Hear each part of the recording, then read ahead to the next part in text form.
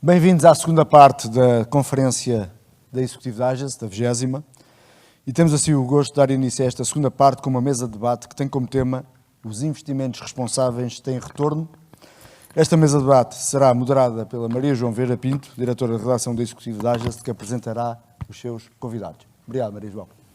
Obrigada, Ricardo. Bom dia, bem-vindos a esta mesa redonda. Continuamos nesta manhã na 20ª Conferência da Executive Digest e vamos falar, de facto, dos investimentos responsáveis e do seu retorno.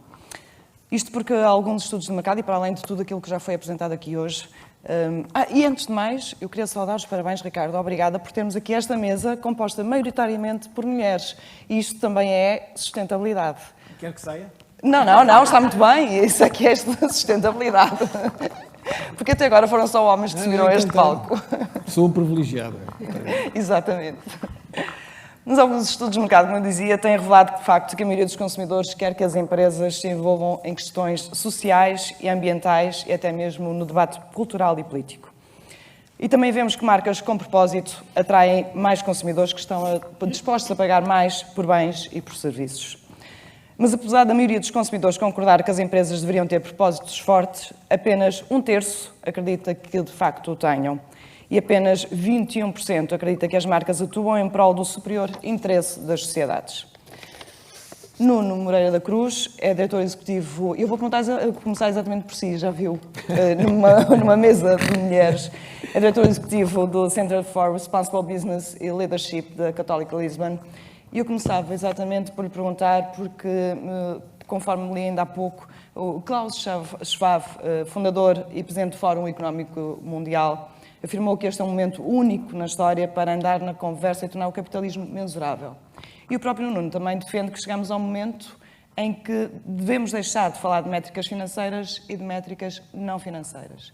Isto é um momento único, é um momento de mudança, passamos dos valores para o valor, ou passamos a trabalhar tudo em conjunto? Que momento é este? Eu não sei se está a fazer de propósito ou não, mas está a fazer uma ponte espetacular com aquilo que acabou de ser dito aqui há bocadinho. Porque deixou-se aquilo numa determinada página do livro e o que me está a convidar é para continuar a acabar o livro. Deixe-me dizer isto desta maneira, esta questão dos ESGs. Como professor que é, não deverá ter dificuldade em fazê-lo. Não tenho, e sobretudo porque é algo que ensino, infelizmente, cada vez mais. Há portas muito fáceis de empurrar, que são os alunos, há outras mais difíceis de empurrar, que são a formação para os executivos, mas empurram-se e estão todas a abrir. Há 10 anos atrás, 15 anos atrás, ninguém falava disto. O que havia, o disclosure das empresas são as métricas financeiras. Correto? Lá havia umas que já estavam a fazer o seu caminho, as Unilivers deste mundo, que já faziam o seu caminho, mas há 10 ou 15 anos atrás ninguém falava disto. Depois, em 2011, começa a aparecer coisas, porque as empresas começaram a perceber que havia aqui, de facto, uma emergência climática, que havia aqui problemas de desigualdade sociais importantes, e, portanto, era preciso fazer alguma coisa. E começaram a surgir iniciativas, o GRI, o SASB, todas estas plataformas com os milhares de ESGs que apareceram. Abre-se aquilo e tem 4.000 ESGs, 5.000 por indústria, por subindústria, por vertente. Tem um bom passo, aquilo que eu chamo a fase 1 de todo este processo, mas é uma fase que levou àquilo que se espera. Não é? As empresas começaram a cherry picking. Where do I look good? Eu tenho uma boa diversity, deixa-me cá falar da diversity. Eu estou a reduzir bem o CO2, então vamos deixar falar do CO2. Se eu não fico bem na fotografia, vou lá buscar o ESG que me dá jeito. E esta foi a fase 1 de todo este processo.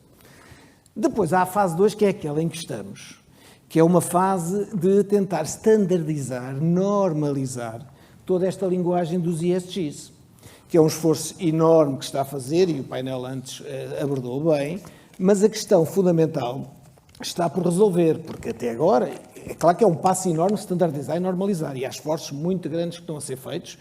Por exemplo, o World Economic Forum, o Schwab que acabou de falar, eles mandataram as 4 grandes suspeitas do costume, a Accenture, a Deloitte, a KPMG, não sei o quê, e fizeram um documento que teve em consulta pública até há cerca de 5 ou 6 meses, onde eles propõem aquilo que eu chamo 29 Core Metrics e 37 Expanded Metrics, que vai acabar por ser lei, vai acabar por estar regulado, vai acabar por ser diretiva, isto e daquilo.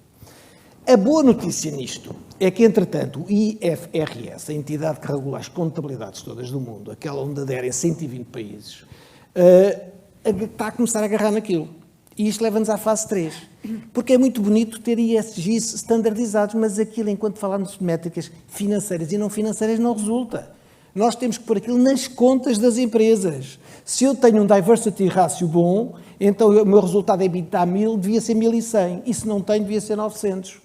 Easy sei, muito difícil para fazer. Mas este é o passo seguinte que se chama Impact Accounting. E é aí onde já estão a trabalhar muitos daqueles que entendem que este é o único caminho. Eu que ensino estas coisas, eu chamo-lhe o Responsible Business, eu não tenho dúvidas nenhumas que isto é a barreira a que definitivamente a gente tem de falar do Responsible Business. É business e é responsible. Porque isso vai pôr nas contas das empresas aquelas coisas que são as corretas. E deixa-me só terminar dizendo uma coisa. O pai do Impact Investment, que é o Sir Ronald Cohen, penso que é o nome dele, ele disse no outro dia, numa conferência que eu assisti do INSEAD, a vantagem do online hoje em dia é isto, ele dizia uma coisa interessantíssima. Ele dizia, há 100 anos atrás, em 1933, por aí, ninguém acreditava, era impossível acreditar que ia haver uma contabilidade única e universal no mundo, que é o que temos. 100 anos depois, é aí que estamos. Isto ESGs é muito bonito, standardizar e normalizar, é um passo que tem sido feito, mas não é necessário. Tem que se meter nas contas. E esse é o passo seguinte, fase 3. Ou seja, está-me a dizer que ainda estamos um bocadinho na terra de ninguém, que ainda vendemos muito gato por lebre, é isso? Não vendemos gato por lebre. Este passo tem que ser dado, porque enquanto não standardizarmos, os investidores não sabem onde investir, o benchmark é impossível e, portanto, se agarrarmos em 29, para dizer alguma coisa para simplificar a conversa, em 29 core metrics, que todos reportam da mesma maneira, então é muito fácil ao investidor ou um banco financiar ou não financiar e é muito fácil fazer um benchmark entre indústrias. E esse é um caminho que tem que ser feito. Mas depois não chega, porque quando falarmos de métricas financeiras e não financeiras, isto não tem isto não existe, não financeiras, é tudo financeiro, tem que parar ao EBITDA, que é um desafio enorme, mas que já há iniciativas fantásticas feitas e eu, se quiser, depois daqui a bocadinho elaboro um bocado mais nisso. Luísa, como administradora da Vodafone, e tu vens desde o tempo da Telecel, isto de facto é uma dificuldade para as empresas. Vocês têm práticas desde há mais de 10 anos, que lá está, algumas o mercado conhece, outras nem tanto, porque, como tu bem dizes, isto não pode ser só marketing ou publicidade. Isto que o Nuno falava, é um entrave ou é uma dificuldade acrescida? Não, para algumas empresas, eventualmente, será, porque têm que fazer um esforço maior, que se calhar estão mais longe de poder estar compliant com algumas tendências. No nosso caso, a Vodafone, e no tempo da Telecel, assim que nasceu, os nossos presidentes sempre foram muito voltados para aquilo que era comunicar os valores da empresa e alinhar todas as políticas financeiras, de marketing, de pessoas, de responsabilidade social, com aquilo que era o propósito da empresa e comunicavam isso muito bem. E, portanto, isso sempre fez parte da nossa forma de estar e quando diz João há mais de 10 anos, na verdade, o tempo passa rápido, mas não é há mais de 10, se calhar é há mais de 20. Não diria que foi logo nos primeiros anos, mas passámos a ser, se calhar, das primeiras empresas a ter uma política de responsabilidade social e uma estratégia que era desenhada e que implementada, com programas, alguns têm mais de 15 anos, 17 anos, e que continuam a dar resultados e que desenvolvemos nas várias áreas. Também nas políticas de diversidade, o Nuno estava aqui a falar, sim, por exemplo, a Telecel, logo desde o início, não é? É um dos vossos pilares, de resto, não é? Sim, é um dos nossos pilares e em termos do equilíbrio entre géneros, etc., sempre foi um dos pilares fundamentais. Por isso, eu diria que no nosso caso, faz parte da nossa forma de estar. Temos métricas, é importante ter objetivos para nos orientarmos e para sempre conseguirmos puxar pela organização. Nem sempre atingir determinadas métricas é fácil, o caminho mais fácil, e por isso há que ser persistente. Então deixa-me perguntar, como é que vocês medem exatamente estes trabalhos que fazem? Que trabalhos é que são esses, para quem não sabe? Como é que os medem e que retorno é que vos permite ter para a empresa? Depende. Do ponto de vista, eu não estava a falar de temas aqui e estavas também a falar de estarmos aqui 4 mulheres e o Nuno estar aqui connosco. E até estava a questionar se deveria sair ou não do painel e acho que fez bem. Era uma pergunta académica. Exato, É uma pergunta retórica. Mas há rácios que nos impomos a nós próprios na nossa organização e pronto, e medimos todos os anos com muita regularidade e quando vimos que não está a ser fácil atingir aquilo que é o caminho que queremos, também os colocamos nos objetivos dos diretores, das administrações, não é? Dos vários pelouros, de forma a que, de facto, aquilo que nós dizemos que queremos ser aconteça na realidade. E depois há programas em que medimos o seu retorno, muitos deles têm a ver com o número de vidas impactadas e nem sempre, e claro que medimos os índices de reputação da empresa, isso é medido todos os anos, há mais de 15 anos, não é? Com muita regularidade, mas o que nos move não é uma campanha de marketing. O que nos move é fazer aquilo que nós consideramos que tem que ser feito. E é por isso que, em alguns casos, há programas que têm mais visibilidade e que gostamos e que nos orgulhamos de comunicar aquilo que é feito, mas é um trabalho feito. Nós não comunicamos aquilo que vamos fazer. Tipicamente, comunicamos aquilo onde já temos resultados e os nossos colaboradores orgulham-se imenso por aquilo que é feito na Vodafone em vários níveis, não é? Tanto ao nível das pessoas, em objetivos internos, ao nível da sustentabilidade, por exemplo, e o que nós queremos fazer é com que cada um de nós, naquilo que nós costumamos dizer, cada um é o CEO da sua função, cada um é que no seu dia-a-dia consegue perceber se está a aplicar ou não, ou se está a viver os valores da empresa naquilo que está a fazer. Por exemplo, um gestor de produto pode ter uma perspectiva inclusiva quando está a desenhar não é, uma nova feature para o serviço de televisão, por exemplo, não é? Se o está ou não a pensar naquilo que são pessoas com necessidades especiais quando usam o serviço ou o produto que está a desenhar. Portanto, cada um é que sabe se no seu dia-a-dia está ou não a viver os valores da Vodafone. E nos últimos anos temos questionado nos diagnósticos que fazemos regulares aos colaboradores se eles sentem ou não que estão a fazer a diferença no seu dia-a-dia quando estão a desempenhar as suas funções. Então, deixa-me pegar nas tuas palavras exatamente para desafiar aqui a Ana, porque a Ana trabalha num setor, num grupo que nós todos vemos como mais frio e distante, não é? Os seguros ainda têm esta carga, mas vocês costumam dizer, de facto, que a fidelidade é de pessoas para pessoas. Exato. E o vosso presidente também costuma dizer que quer liderar o mercado de forma construtiva e sustentável. Como é que isto se faz no dia-a-dia, Ana? Que dificuldades são estas? Que trabalhos são estes? E até que ponto é que o mercado reconhece?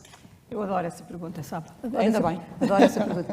Frio e distante é qualquer coisa que nós não somos realmente.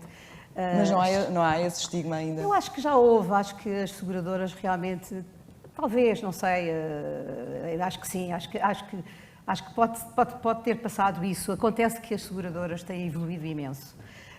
E eu até respondi a isto, a essa sua pergunta, essa sua provocação. Essa sua afirmação provocatória,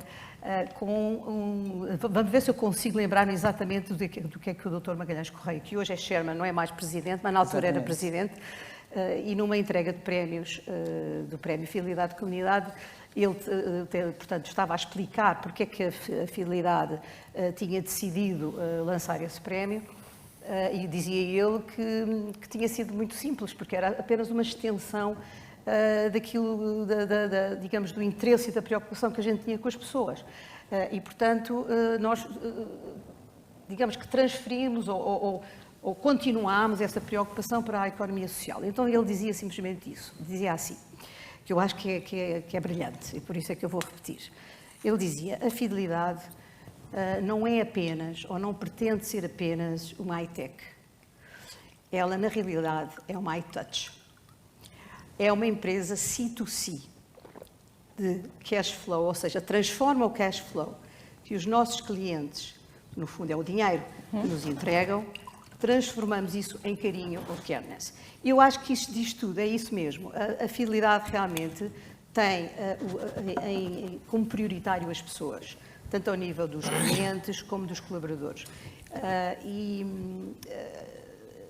isso reflete-se, inclusivamente, numa atitude ou numa cultura que nós defendemos muito dentro da companhia, que é o We Care, que é precisamente essa preocupação que a gente tem uns com os outros, a fidelidade com os seus clientes e com os colaboradores, e os colaboradores entre si. Deixa-me dar-lhe só um exemplo, porque muitas vezes fala-se pouco do que é que as empresas estão a fazer dentro. Fala-se muito do que elas fazem para fora, mas na realidade as empresas têm que começar por dentro. E foi isso que a fidelidade fez. E, portanto, nós temos, por exemplo, nós temos milhões de programas, eu ficava aqui o dia todo, mas só este... Melhor porque, não. Não é melhor não. Pronto. Só este porque vale a pena mencionar, porque é algo que uma pequena empresa pode implementar. Porque às vezes a gente pensa, uma Fidelidade, uma Vodafone, um IKEA devem ter orçamentos brutais. Neste caso, neste específico programa, o orçamento é super pequeno.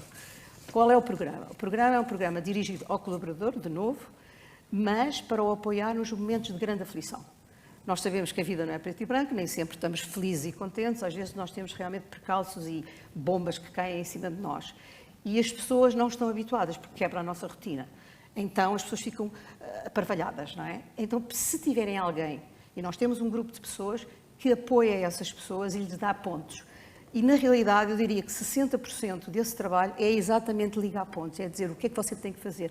É uma mãe que, de repente, tem que estar acamada, é um familiar que está doente, é alguém que precisa de um apoio psicológico. Por acaso, o apoio psicológico não é um bom exemplo, porque a gente oferece gratuitamente a todos os nossos colaboradores. Mas, portanto não entra, não entra nesta equação. Mas, portanto, há realmente uma grande preocupação de fazer isso. Depois, para fora, a nossa bandeira é o prémio, Fidelidade de Comunidade, fazemos muito mais coisas, mas realmente é um prémio, que é exatamente contribuir para a capacitação e para a robustez da economia social. Pronto, e acho que não quero ouvir mais nada. Sim, mas pegando um bocadinho aqui no tema desta mesa redonda, até que ponto é que isso tem trazido retorno, de facto, depois para a fidelidade e para a própria imagem da companhia e em termos mensuráveis e traz retorno, porque nós também medimos esse retorno, ou seja, nós fazemos constantemente surveys. Uma das coisas que nós fazemos muito é ouvir os stakeholders, nós queremos ouvi-los, queremos saber o que é que eles esperam da fidelidade, quais são as expectativas, e com esses resultados, portanto, com esse input, nós corrigimos o nosso caminho. Está a ver? Nós estamos neste momento a avaliar exatamente os resultados desse survey, vamos redefinir a nossa matriz e vamos, de certeza, possivelmente vamos insistir em alguns ODS que nós já tínhamos identificado, mas se calhar vamos fazer outros, porque o mundo muda todos os dias, o cliente é muito exigente, não aceita já qualquer coisa, é muito exigente, e isso é muito bom porque é como se tivéssemos um tridente atrás de nós, está a ver? Nós temos sempre que estar a inovar e se calhar a antecipar até as necessidades que ele vai ter. É isso. Isso é alguma marca que inova bastante também, é a IKEA, não é, Cláudia? Porque vocês têm muitas ações internas, desde nível de sustentabilidade, de reciclagem, desde os materiais, todos os produtos que utilizam, têm defendido a economia circular e depois têm muitas campanhas, como uma que está agora vigente. Como é que tudo isto se trabalha? Começando internamente. Sim. Porque têm muitas diretivas mundiais e depois têm ações mais locais. Sim, nós temos uma estratégia global. Acreditamos que, na verdade, impacto faz-se... E bem anunciada, no fundo. Impacto faz-se quando todos caminhamos no mesmo caminho, mesmo que sejam pequenos passos, quando mais pessoas se juntam, não é? Quanto mais empresas se juntam, mais impacto temos. E também quando a sustentabilidade, seja ambiental, seja social, não são camadas adicionais que se colocam naquilo que fazemos, mas sim algo que está de facto integrado e pensado de raiz, e no nosso caso, nas diferentes vertentes, mas no que diz respeito à produção e aos produtos em particular, o pensar a cadeia de valor para ser circular significa pensar desde a matéria-prima até o que é que eu faço a esta mesa que já não preciso dela na minha casa, não é? Tudo isto para nós é cadeia de valor. E pensar isto de forma circular significa, sim, como estava a dizer, pensarmos as matérias-primas cada vez mais ou recicladas ou de matérias-primas que são renováveis e que são colhidas de forma responsável e certificada de preferência, o caso do algodão, o caso da madeira, que é algo que já fazemos em toda a nossa produção, passa pelas formas de produção que têm que ser cada vez mais eficientes, cada vez mais inteligentes. Nós falamos de climate smartness, que é o pensar o impacto ambiental, mas em toda a cadeia de valor, também do ponto de vista da eficiência. Porque não nos podemos esquecer que a nossa grande missão, na verdade, é fazermos tudo isto, mas a um preço que toda a gente possa pagar. Porque enquanto, e pegando nas suas palavras do início, enquanto a sustentabilidade ainda for algo que é premium, que eu tenho que pagar mais para ter uma certificação, tenho que pagar mais para ser orgânico, tenho que pagar mais para... Estamos sempre a falar para um nicho de pessoas que podem pagar.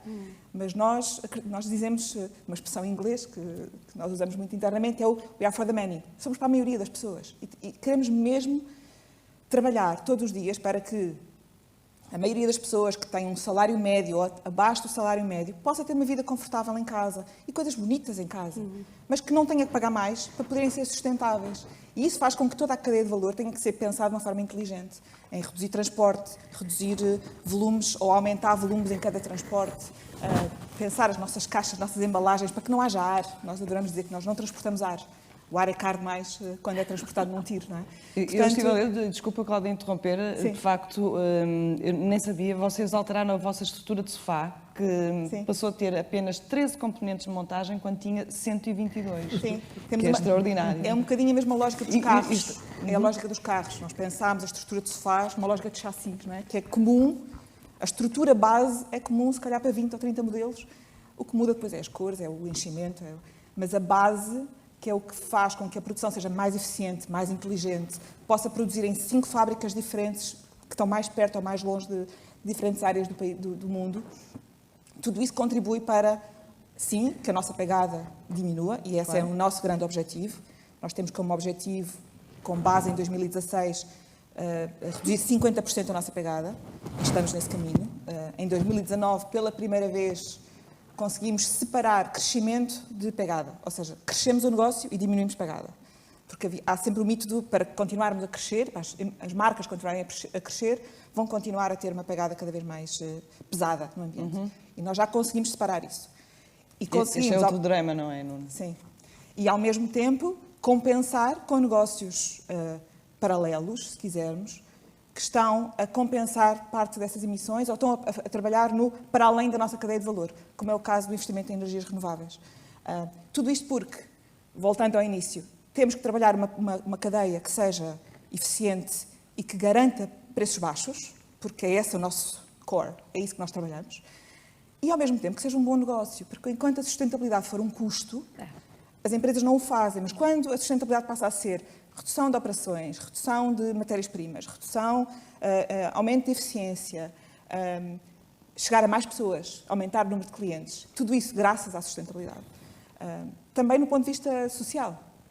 Quando nós trabalhamos a nossa estratégia de diversidade e inclusão, é porque nós acreditamos que uma empresa, para poder chegar à maioria das pessoas, tem que ser a maioria das pessoas. Nós temos que refletir as pessoas com quem nós falamos, não é? E daí trabalharmos para termos um ambiente o mais diversificado, o mais inclusivo possível, que reflita os nossos clientes. Os nossos clientes têm muitas cores, não é? Nós também temos que ter muitas cores. E têm os 2 géneros, e têm várias identidades de géneros. Portanto, nós também o temos que ser e temos que aceitar isso como parte da nossa identidade. Faz parte daquilo que nós somos enquanto valores, enquanto empresa, enquanto ADN puro e duro. Acreditamos que é o que está certo de fazer. A questão climática é a nossa grande questão. Com todo o devido respeito por todos os outros problemas que todos temos no mundo, esta veio para ficar e afeta-nos de uma forma muito profunda, não é? Portanto, é a guerra que nós queremos assumir e, portanto, todo o trabalho de trabalhar o clima e as ações climáticas enquanto fazemos crescendo o nosso negócio é essencial e, ao mesmo tempo, trabalhar para um mundo mais inclusivo e mais justo. Acho que faz parte do nosso papel enquanto empresas. E as empresas grandes, é verdade que se calhar temos mais capacidade, mas também temos mais responsabilidade de o fazer. Sustentabilidade é um bom negócio. Tem que ser um bom negócio. Tem que ser um bom negócio. É um negócio, Nuno? Pergunto-lhe. É o negócio. Eu digo muitas vezes, eu não acredito em estratégias de sustentabilidade. Quando vêm dizer, a minha estratégia de sustentabilidade é a estratégia, não a outra. E quem não percebeu isto está no caminho errado. Não é? Vamos lá ver. É evidente que sem sustentabilidade económica, sem lucro, como se falava antes, dificilmente vai haver preocupações sociais e ambientais. Mas o que é cada vez mais óbvio é que sem preocupações sociais e ambientais não vai haver sustentabilidade económica. E, portanto, esta questão é a questão que a gestão hoje tem para resolver. Como é que eu crio um ambiente que é holístico? Porque a sustentabilidade, estamos a falar do sentido holístico, que é a parte económica, social e ambiental. Não basta mudar as lâmpadas LED. É muito mais do que isso. É parte da empresa. Ou seja, isso tem que invadir tudo o que são os processos da empresa, os recursos humanos, como é que se pagam às pessoas, quais as operações que temos, como é que influenciamos os produtos, onde é que a gente faz o lobbying certo, que marketing é que nós fazemos sem entrar no greenwashing. Tudo isso tem que ser holístico, incluindo uma única estratégia à volta da sustentabilidade. Quando isto é feito, é negócio. Porque é óbvio que as empresas não são a Madre Teresa de Calcutá. As empresas fazem isto, as grandes empresas deste mundo estão a fazê-lo. Pode lá haver alguém que tenha o coração a funcionar, mas isto é sobretudo racional, porque é isto que o mercado nos está a pedir. As empresas mexem, a gente pode complicar muitas coisas, mas as empresas mexem-se por uma de três vertentes, ou para reduzir os custos, ou para vender mais, ou para vender o mesmo, mas mais caro. Depois a gente pode complicar o que quiser, mas isto é basicamente o que tem. E depois tem outra quarta vertente, onde eu reconheço bem este mundo, que é o mundo tipo petróleo, que aí já estamos a falar de outro modelo de negócio. Ou seja, já não estamos a falar disto, estamos a falar de outra coisa. Como é que a gente gera uma empresa onde já não querem aquilo que a gente vende, não é? Isso é outra conversa. Nestas três vertentes essenciais, as empresas que fazem genuinamente este caminho da sustentabilidade são aqueles que são capazes de criar, como é que é dizer isto, uma relação emocional com os clientes. E eu digo muitas vezes, eu fui um business leader a minha vida toda, não é? Estou agora a fingir que sou académico, mas a minha vida toda andei no mundo corporativo. Não há maior sonho para um business leader que criar uma relação emocional com o cliente. Porque quando se cria essa relação emocional, é um cliente para a vida. Isto é como ser, olha, eu sou do Sporting, tive 20 anos sem ganhar nada, mas não deixei de ser do Sporting e agora tive o payoff desta coisa. Portanto, essa relação de emocional é aquilo que as empresas têm que fazer. Mas que outra, isto está-lhes a cidade das empresas agora uma bandeja de ouro. Toma, a sustentabilidade, não há tema mais emocional neste momento. Porque temos-lo dentro da casa com as novas gerações, temos fora de casa com as emergências climáticas, com tudo o que é desigualdade social. Portanto, esta bandeja tem que ser aproveitada para criar uma relação, coisas como a IKEA faz espetacularmente, que é esta relação emocional. Mas que seja uma bandeja servida com trabalho sério, não é? Claro, claro. O problema destas histórias é que, como a pressão do mercado é tão grande, se tivesse aqui um Filipe Charles a dizer, professor, fazer agora um desenho, o problema da pressão é que as empresas, se quiser esta matriz típica do greenwashing, onde você tem o faz muito, faz pouco, fala muito, não é? Há aquelas que não fazem nada e também não dizem nada, há aquelas que fazem muito e dizem pouco, eu chamo-lhes os envergonhados, e há muitos e bons exemplos. Depois há aqueles que são os IKEAs deste mundo, onde fazem muito e comunicam muito bem, e depois há aqueles que não fazem nada e comunicam muito, que é o greenwashing. Então, o que é que as empresas que estão neste quadrante e querem ir para aquele porque a pressão do mercado é enorme, vão pela rota fácil, porque por aqui anda de trabalho. Agora, por aqui, começar a inventar coisas que faço e não faço. Qual é o problema? É que hoje em dia, com estes dois fenómenos, chamados globalização e novas tecnologias, é que não voltam a estaca zero. É que vão contra a parede a 100 à hora, porque tudo fica tão evidente que depois recuperar a credibilidade é muito complicado. Portanto, as empresas têm que fazer o seu caminho, mas têm que fazer um caminho que o Pedro Galhardo há bocadinho dizia uma coisa que é exatamente aquilo que eu sinto, que é as grandes multinacionais estão a empurrar isto e as suas cadeias de valor. Porque já não basta... Eu muitas vezes, no outro dia, estava a fazer uma conferência para o IAPMEI. E a primeira pergunta, mas isso são as Unilivers, isso é o IKEA. Não, isto não é o Unilever e o IKEA. Vai haver um dia que tu não podes fornecer o IKEA, vai haver um dia que tu não podes fornecer o Unilever. E isso é amanhã, não é depois da manhã que está a acontecer. Portanto, ou fazes o caminho agora, é agora. Ou fazes o caminho agora. Eu vou-vos contar uma história que é deliciosa, passou-se na primeira pessoa comigo. Mas rapidamente, que eu tenho muito rapidamente. Porque elucida isto. Uma empresa do Norte, eu não vou explicar, obviamente não vou dizer o nome da empresa, pede-me para ir falar com eles, eu chego lá e a primeira coisa que me diz, professor, eu não acredito nada nisto da sustentabilidade. Muito bem. E pede à secretária que traga o caderno de encargos da Toyota. Ele é um fornecedor de componentes. O caderno de encargos, como calcularão, ele dizia-me, não passe do índice que não vale a pena. Pois não, quer dizer, o índice era 80% de sustentabilidade. Okay?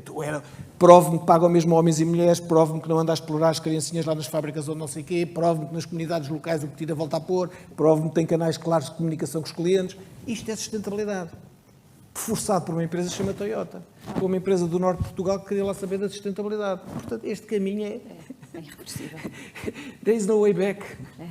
Luísa, vocês sentem isso, como multinacional que são?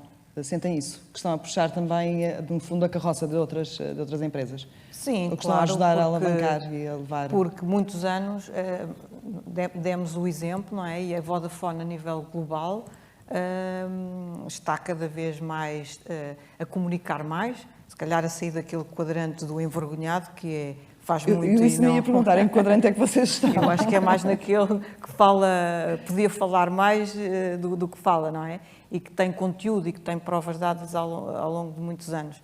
Mas sim, claro, é importante, até para dar o exemplo, falávamos há pouco das pequenas empresas, há muitas coisas que se podem fazer, ou de programas, ou como se estava aqui a falar, nos próprios sistemas internos, nas políticas de recursos humanos, na forma como se desenham produtos e serviços, na nossa política de supply chain, de forçar os fornecedores a adotar políticas que fazem sentido e haver penalidades e não contratar serviços a empresas que não cumprem com determinadas políticas que nós consideramos serem fundamentais serem cumpridas. A Vodafone já faz isso há muito tempo, não é? Até porque no seu negócio tem muitos contratados, subcontratados, contratados em terceiro nível, e para nós é importante, no caso aqui estávamos a falar de segurança das pessoas, que todos esses critérios sejam cumpridos.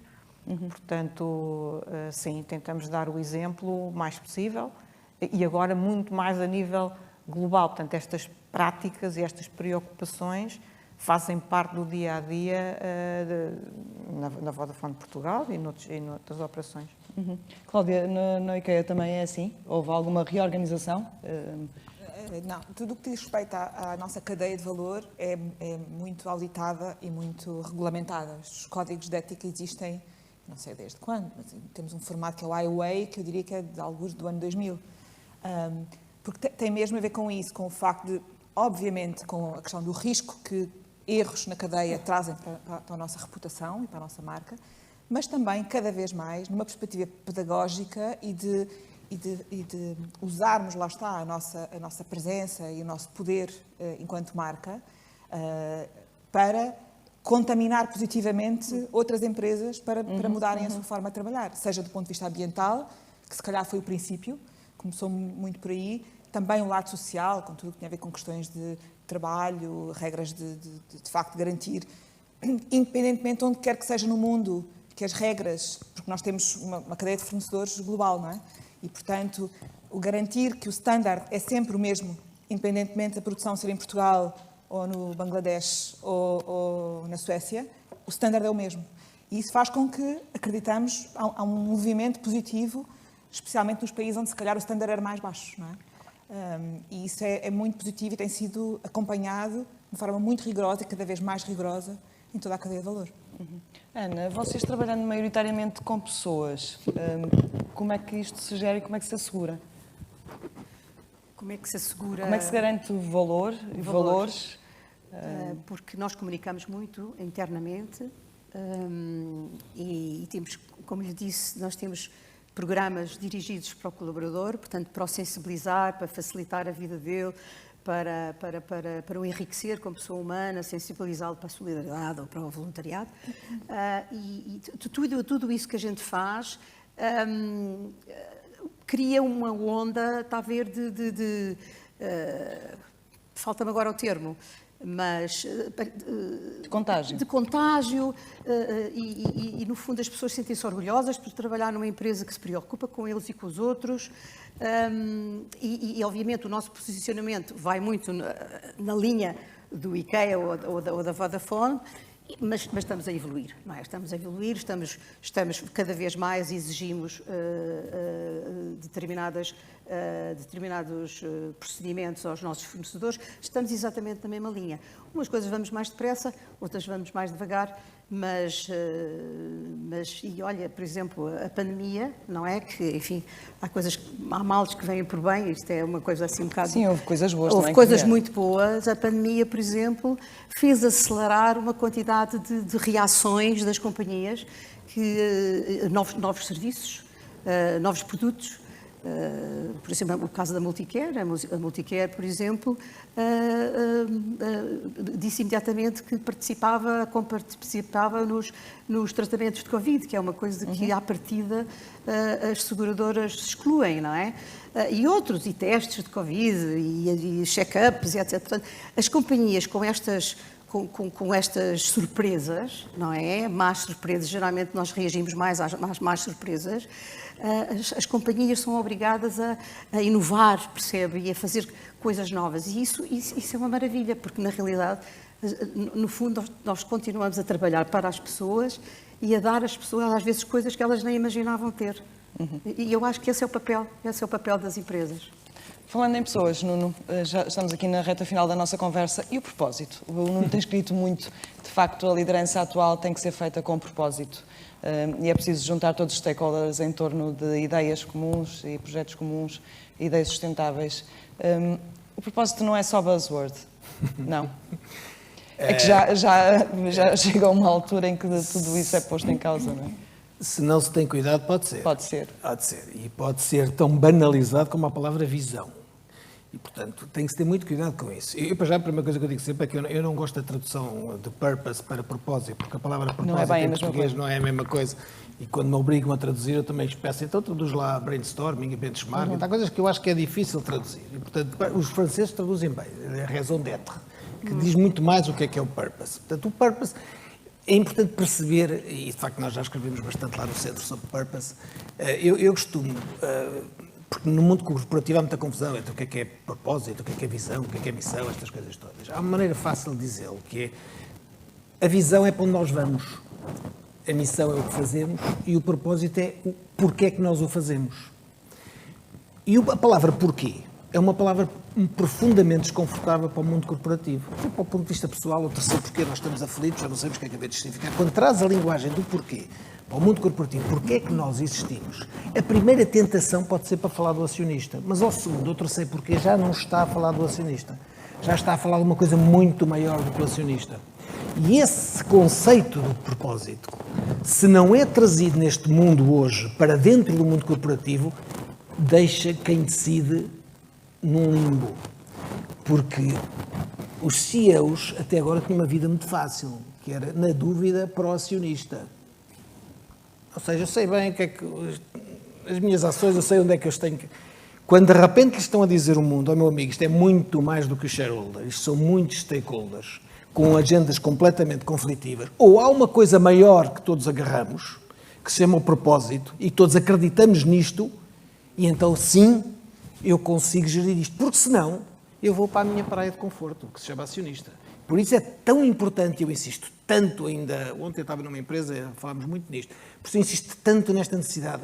Quando estas grandes empresas que todos falam no mundo da sustentabilidade, uma Patagónia, que todos conhecem, a empresa têxtil americana, quando dizem "We are in business to save the planet", é evidente que se um CEO tem que decidir, eu vou fazer este investimento, que tem um retorno de 15%, e vai dar cabo de um rio, e este que só tem 5 e não dá cabo de rio nenhum, ele está perfeitamente à vontade para tomar a decisão número 2. Mas a Patagónia é um caso exemplar do bom trabalho.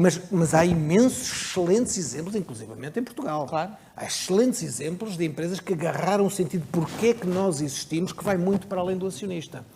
Eu cresci numa geração, influenciado pelo Sr. Milton Friedman, Prémio Nobel, que dizia a responsabilidade social das empresas é fazer lucro. Ponto final, acabou a conversa. Paga impostos e alguém que trata das questões sociais e ambientais, e paga dividendos e alguém que ofereça mas dinheiro para digamos que não há sustentabilidade sem lucro, não é?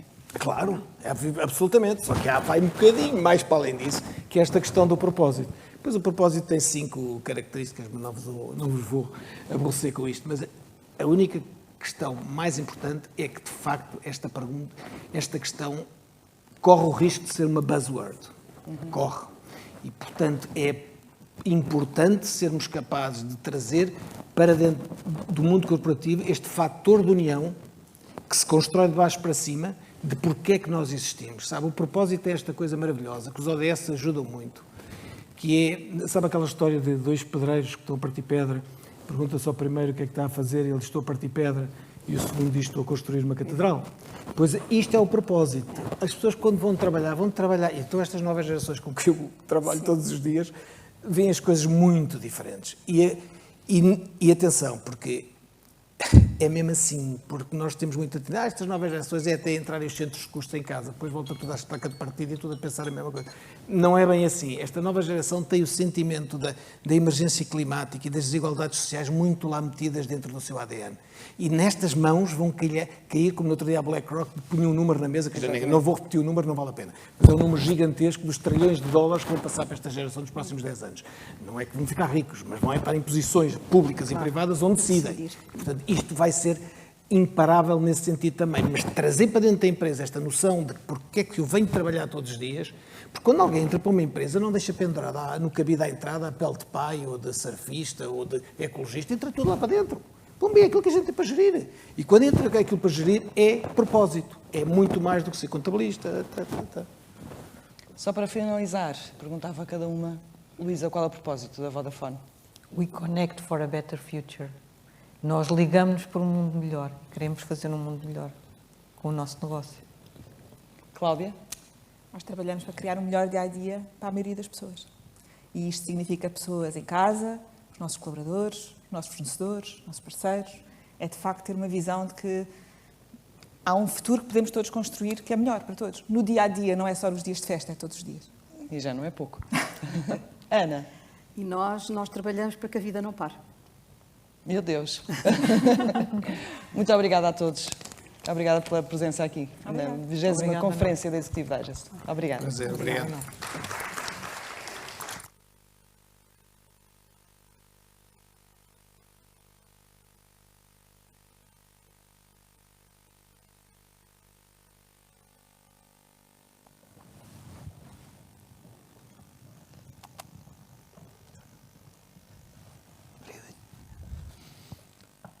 Obrigado a todos pela vossa participação.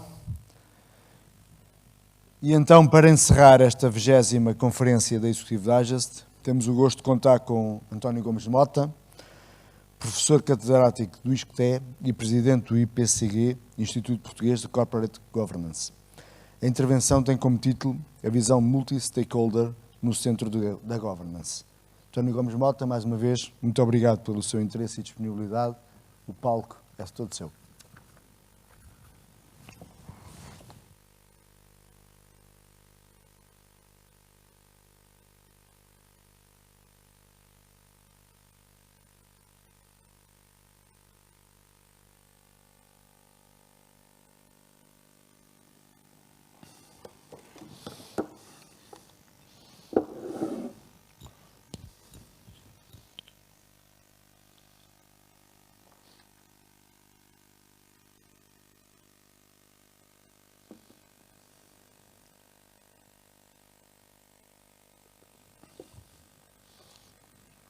Isto.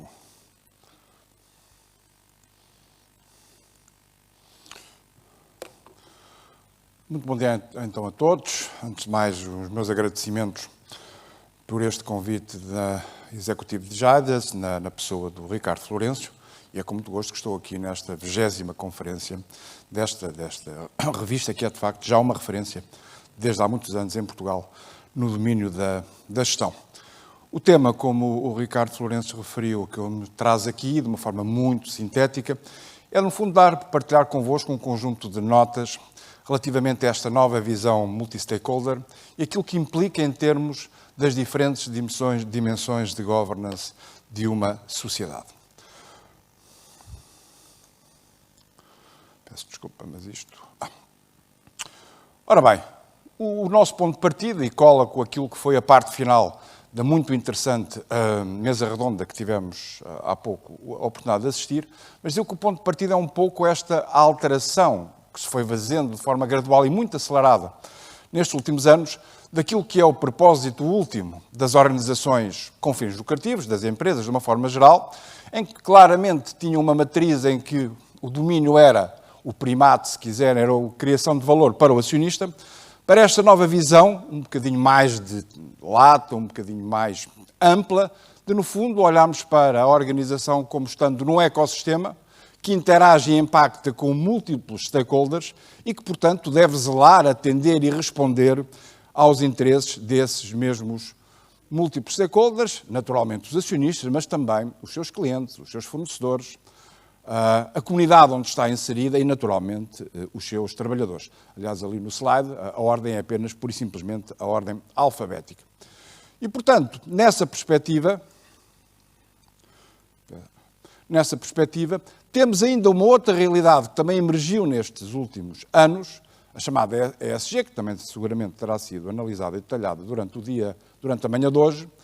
Este novo conceito, no fundo, de medir o impacto da empresa na sua envolvente através de 3 grandes eixos, do meio ambiente, da dimensão social e da dimensão de governance, e, portanto, deste duplo vetor, por um lado, a multiplicação em diferentes stakeholders do propósito da empresa e, ao mesmo tempo, esta nova realidade ESG, isto criou naturalmente uma grande pressão, que este quadro a seguir, no fundo, de alguma forma ilustra, para aqueles que estão a fazer a gestão da organização. O Conselho de Administração, em primeiro lugar, a gestão executiva em paralelo. E, portanto, passou a ter um envolvente, de facto, de grande pressão de muitos sítios diferentes. Por lado dos investidores institucionais, numa dimensão, os reguladores noutra dimensão, os governos ainda noutra e também o papel, também muito crescente, em algumas áreas, dos ativistas. Deixem-me só dar 1 ou 2 exemplos meramente ilustrativos. Um caso paradigmático a nível da pressão dos investidores institucionais é muito recente. O CEO da BlackRock, o Larry Fink, todos os anos escreve uma carta aos CEOs. E a carta deste ano, de fevereiro deste ano, foi muito clara. Olhem para ela como um desafio ou como um aviso, se quiserem, relativamente a, no fundo, instar as empresas a desenvolverem planos detalhados e quantificados relativamente à forma como pensam ir atingir a neutralidade carbónica até 2050. E, no fundo, o resultado disto qual é? É que empresas que, porventura, sejam mais laxistas ou menos preocupadas com essa dimensão, provavelmente a BlackRock, ou não investirá, não se tornará acionista, no fundo, dessas mesmas empresas, ou deixará de o ser, se o era.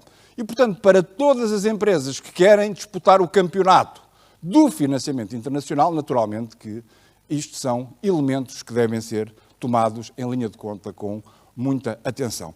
E, provavelmente, a sequência também disto é que, mesmo a nível de financiamento, mais dia, menos dia, vamos também ter métricas ligadas à ESG, ligadas a esta dimensão multi-stakeholder, que deverão ser consideradas e atendidas para as empresas conseguirem os seus financiamentos.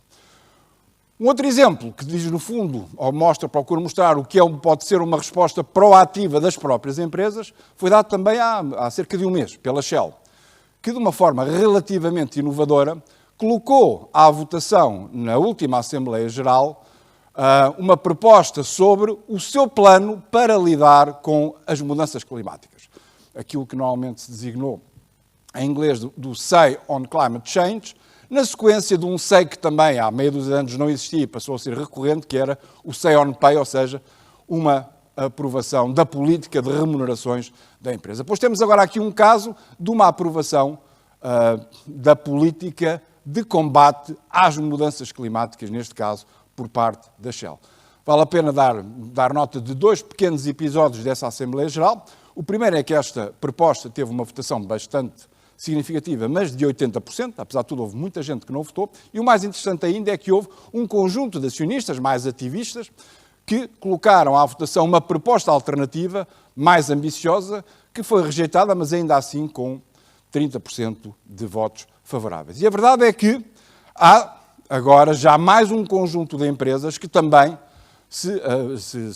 já no fundo indicaram a vontade de no próximo ano também tomarem uma iniciativa similar a esta que a Shell tomou. E do lado dos governos ou das autoridades supranacionais também temos muitas iniciativas em marcha. Apenas dando alguns exemplos relativamente à União Europeia, de iniciativas que estão em marcha e que todas elas vão ter um impacto bastante significativo nas empresas, apenas algumas notas. Uma, que é realmente mais ou menos inevitável, é a densificação de tudo aquilo que tem a ver com o reporte de informação não financeira e, sobretudo, informação que, no fundo, responda e dê detalhes sobre estas diferentes dimensões sociais, ambientais, de relacionamento com os trabalhadores, etc., das organizações.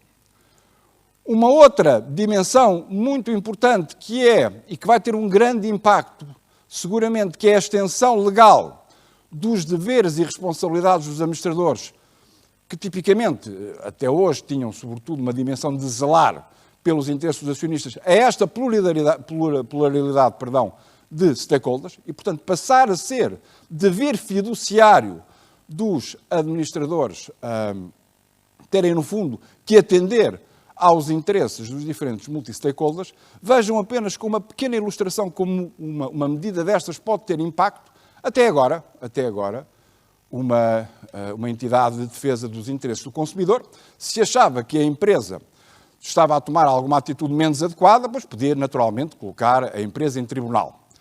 Ou, por exemplo, um sindicato ou uma comissão de trabalhadores, idem, aspas. Bom, se houver esta extensão legal dos deveres e responsabilidades dos administradores a cuidar dos interesses dos diferentes stakeholders, eles podem ser diretamente, no fundo, os próprios, os dois exemplos que eu dei, a entidade de defesa dos interesses dos consumidores ou da Comissão de Trabalhadores pode diretamente colocar processos aos próprios administradores por incumprimento do seu dever fiduciário. Portanto, isto pode significar uma mudança muito, muito relevante no papel e no âmbito da função dos administradores. Também um movimento no sentido de que o corporate purpose, a tal razão de ser, que eu acho que também é uma versão muito feliz que o Nuno Moreira Cruz há pouco referiu, a razão de ser das empresas passarem a estar consagradas nos estatutos, ou seja, no fundo esta visão multi-stakeholder ficar plasmada nos próprios estatutos da organização. E, finalmente, isto já está praticamente fechado, dentro destas minhas ilustrações, a obrigatoriedade de se fazer due diligence à nossa cadeia de abastecimento, portanto, aos nossos fornecedores, no sentido de assegurar que eles, de facto, cumprem critérios fundamentais relativamente ao respeito pelos direitos humanos, nomeadamente questões como horários de trabalho, trabalho infantil, etc., e também do diligência relativamente ao impacto que eles estão a causar no ambiente. E, portanto, também isto vai, obviamente, obrigar a uma reavaliação e a uma reanálise de toda a cadeia de abastecimento das empresas, e sobretudo aquelas de natureza mais industrial. Ora bem, naturalmente que estas diferentes dimensões também vão comportar mudanças e riscos. Estes dois aspectos que eu referi há pouco, a alteração dos deveres e responsabilidades dos administradores e a expansão a nível de estatutos do propósito empresarial para um âmbito multi-stakeholder, vai obviamente colocar em causa o dever fiduciário dos administradores e o risco inerente ao desempenho destas funções. É um aspecto que, de facto, vai passar a ser provavelmente uma nova dimensão que se terá que olhar com particular atenção, sobretudo quem, de facto, desempenha este tipo de funções. Depois também há uma outra dimensão muito importante, que é, neste mundo multi-stakeholder, quem é que define e caracteriza o que são os melhores interesses de cada um dos stakeholders. Isto pode ser feito através de uma composição do Conselho de Administração que seja suficientemente diversa para, no fundo, ter pessoas com conhecimento e com experiência nos interesses dos diferentes multi-stakeholders. Pode ser feito via métricas que cada vez mais investidores vão impor de fora para dentro à empresa cumprir. E pode ser ainda também através de algum tipo de representatividade institucional. Por exemplo, na Alemanha, os trabalhadores têm assento no órgão de fiscalização de todas as sociedades cotadas. Mas a verdade é que, de facto, isto vai, se calhar, colocar o próprio Conselho de Administração como um palco de negociação.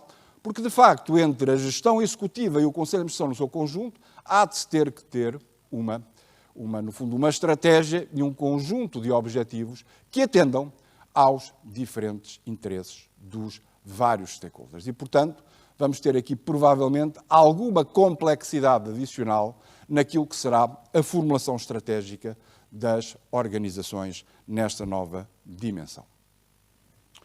Ora bem, e referi há pouco a questão da diversidade. O problema é que a diversidade, que é uma realidade e que é um benefício indiscutível, que não vou aqui sequer comentar, a nível do órgão máximo de gestão da empresa, ou Conselho de Administração, mas a diversidade cada vez mais é obrigada, entre comas, a acomodar diferentes objetivos. É obrigada a acomodar aquele que é, desde logo, o que a motiva, ou seja, nós temos num Conselho de Administração, nós temos no órgão de decisão máximo da empresa conhecimentos, competências, experiências e vivências que sejam diferentes, não é? Para que, no fundo, haja uma deliberação, uma análise mais rica de cada uma das questões e as decisões, naturalmente, sejam melhores. Mas agora também temos, cada vez mais as empresas são chamadas a responder também a uma representação da sociedade. Este exemplo também muito recente, que deixo ali no slide, em que o Nasdaq, portanto, uma das duas principais bolsas dos Estados Unidos, solicitou à SEC, portanto, à Securities Exchange Commission dos Estados Unidos, a consideração de uma proposta em que as empresas cotadas passariam a ser obrigadas a ter pelo menos 2 representantes de minorias. Das minorias étnicas, portanto, um africano, um asiático, um latino, um hispano, e minorias relativamente àquele universo mais largo da LPGT. E, portanto, é outro caminho que também tem que ser acomodado neste mesmo Conselho de Administração. E, finalmente, este aspecto que eu agora acabei de referir, ou seja, a representação dos interesses dos diferentes stakeholders. E, portanto, isto daqui vai resultar que há de haver uma complexidade acrescida, um foco adicional de atenção a tudo que tem a ver com processos de seleção e nomeação. Deixem-me só terminar com uma pequena ilustração. E a pequena ilustração, no fundo, como é que se vai passar, ou como é que eu acho que vamos evoluir para olhar para os diferentes stakeholders, com o exemplo do mecenato e do seu impacto na comunidade. Ora bem, até agora as empresas eram louvadas, e justamente louvadas, por esta disponibilidade, por esta dimensão de responsabilidade, se quiserem, com a sua comunidade. E, portanto, as diferentes empresas, de formas muito distintas, tomavam iniciativas, apoiavam iniciativas ligadas à comunidade. E aspectos como apoiar, por exemplo, a arte, a cultura, iniciativas de solidariedade social. Bom, a verdade é que agora vai cada vez passar a ser mais escrutinado essa mesma disponibilidade. Ou seja, no que é que a empresa vai gastar dinheiro? Porque é que a empresa escolheu apoiar, por exemplo, a dança em vez do bailado? Peço desculpa, isto é uma estupidez. A dança em vez do teatro. O cinema em vez de outra arte qualquer. Porquê é que se apoia a cultura? Porquê é que, no caso da responsabilidade social, se vai apoiar esta iniciativa? Ou aquele grupo? Tudo isto, cada vez mais, vai passar a ser escrutinado. E o que as empresas têm que evoluir, e é algo que é absolutamente inevitável, é passarmos de um quadro na qual há uma vontade e uma disponibilidade muito positiva para apoiar, para, no fundo, termos que mostrar, temos que provocar evidência de um processo racional de análise, de escolha e de decisão consistente e coerente relativamente a este conjunto de apoios que nós fazemos à comunidade. Porque se não o fizermos, isto é, se a própria empresa não encontrar uma estratégia que seja objetiva, que seja transparente e que seja consistente, vai poder, eventualmente, no futuro, passar a ser também criticada, vai passar a ter também problemas por justamente não ter sido capaz de uma forma objetiva, de uma forma transparente e de uma forma consistente, prestar este tipo de apoio. E, portanto, a nível das organizações, a nível das empresas, de facto, isto vai obrigar seguramente a mudanças relevantes, a formas de funcionar também distintas, desde o Conselho de Administração até à gestão executiva, no comportamento dos acionistas em Assembleia Geral. Portanto, no fundo, são temas que vão obrigar a que todos os interessados na empresa passem também a ter uma visão distinta e uma forma de atuação distinta, justamente nessas organizações. E eram estas as notas, de forma muito sintética, que eu gostava de partilhar convosco. Muito obrigado.